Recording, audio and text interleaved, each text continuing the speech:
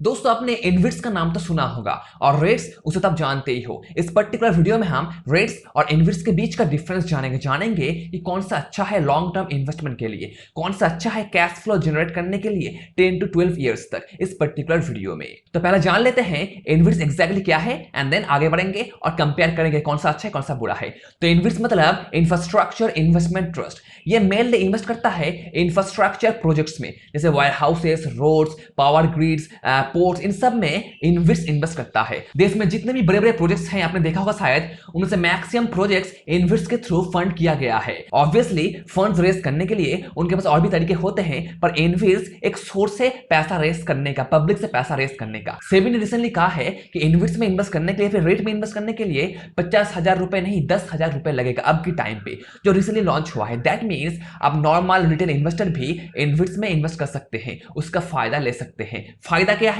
Invest आपको लगातार cash flow generate करके दे सकता है जो रेट नहीं दे सकता। इन्वेस्ट आपको अबाउट 15 to 20 इयर्स तक कैश फ्लो जनरेट करके दे सकता है डिविडेंड के रूप में। ये चीज बहुत बड़ा होता है, सपोर्ट बहुत तगड़ा मिलता है, गवर्नमेंट का भी थोड़ा सपोर्ट होता है इस चीज में, इसलिए ये चीज आपको लॉन्ग टर्म तक कैश फ्लो जनरेट करके दे सकता है। और दूसरी तरफ रेट जो डिविडेंड देता है वो लगातार फ्लैक्चुएट करता रहता है। ऑक्यूपेंसी रेट घटेगा तो कैश फ्लो आपका घटेगा। ये सिंपल फैक्टर है डिमांड एंड सप्लाई का। प्रॉपर्टी सेक्टर में ये चीज देखा जाता है। बस मैं बता दूं कि रीट एग्जैक्टली क्या है। रीट मतलब रियल एस्टेट इन्वेस्टमेंट ट्रस्ट, जो पब्लिक से पैसा उठाता है और रेसिडेंशियल एंड कमर्शियल प्रॉपर्टी में इन्वेस्ट करता है और पब्लिक को एक ओनरशिप देता है, जिसके माध्यम से वो पब्लिक हर साल डिविडेंड कमा सकता है उस प्रॉपर्टी की कैश फ्लो, आई मीन उस प्रॉपर्टी रेंटल इनकम से।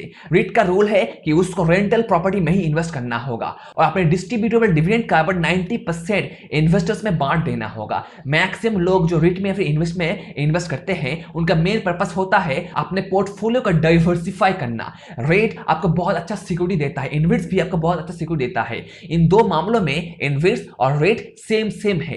रेट को सेबी रेगुलेट करता है और इन्वेस्ट को भी सेबी रेगुलेट करता है।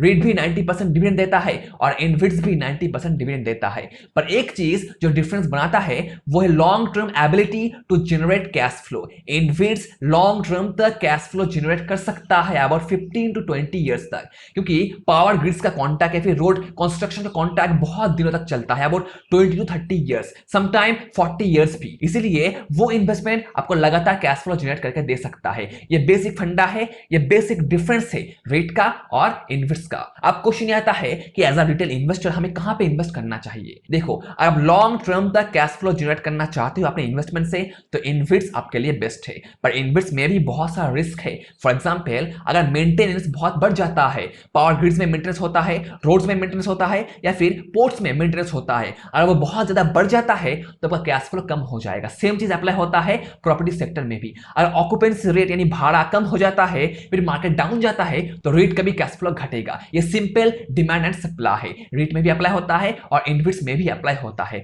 तो आपको कौन सा खरीदना चाहिए, रेट या फिर इन्वेस्ट? अगर आप लॉन्ग टर्म के लिए अपने पोर्टफोलियो को डाइवर्सिफाई करना चाहते हो तो आप इन्वेस्ट खरीदो। अगर नहीं करना चाहते, शॉर्ट टर्म के लिए खरीदना चाहते हो, तो फिर आप रेट खरीदो, क्योंकि शॉर्ट टर्म में रेट बहुत अच्छा परफॉर्म करता है। पर मजे की बात यह है, रेट के साथ साथ इन्वेस्ट भी ऊपर आ रहा है। सेबी का नया रूल बहुत सारे इन्वेस्टर्स को इसकी तरफ अट्रैक्ट करेगा। यह वीडियो बनाने का बस एक ही मकसद है, आपको समझ आ जाए कि रेट क्या है और इन्वेस्ट क्या है, एग्जैक्टली ये क्या चीज है। बस एक अंतर है, इन्वेस्ट आपको लॉन्ग टर्म तक कैश फ्लो जनरेट करके दे सकता है और रेट आपको शॉर्ट टर्म में कैश फ्लो जनरेट करके दे सकता है, वो भी बहुत बढ़िया। अगर आप लॉन्ग टर्म की सोचते हो तो इन्वेस्ट आपके लिए है, अगर आप शॉर्ट टर्म की सोचते हो तो रेट आपके लिए। ये बेसिक फंडा है। वैसे मैं बता दूं, इंडिया में 4 रेट है, टोटल 4 रेट है। Mindspace rate, Brookfield rate, IIFL rate and embassy rate. और इन्वेस्ट बहुत सारे हैं, अबाउट 10 से 15 इन्वेस्ट है, जैसे digital fibre infrastructure trust, IRB invest fund, power grid infrastructure trust, national highway infrastructure trust. बहुत सारे हैं। आप कहां इन्वेस्ट करना चाहते हो उसके ऊपर पर्टिकुलरली आपको रिसर्च करना होगा, देन इन्वेस्ट करना होगा। ये सेम चीज है, रेट और इन्वेस्ट सेम है, रूल भी सेम है, सब कुछ सेम है, बट एक डिफरेंस है कैश फ्लो। आप देखो आप कहां पे इन्वेस्ट कर सकते हो। तो ये बेसिक फंडा है रेट और इन्वेस्ट का। आई होप आपको ये वीडियो इंफॉर्मेटिव लगा। अगर लगा है तो लाइक करना, शेयर करना, सब्सक्राइब जरूर करना दोस्तों। अगर ऐसे इंफॉर्मेटिव वीडियोस को सपोर्ट करना चाहते हो तो नीचे Amazon का लिंक है, एफिलिएट लिंक है, आप वहां से परचेस कर सकते हो और मुझे सपोर्ट कर सकते हो। Thank you, take care and be safe दोस्तों।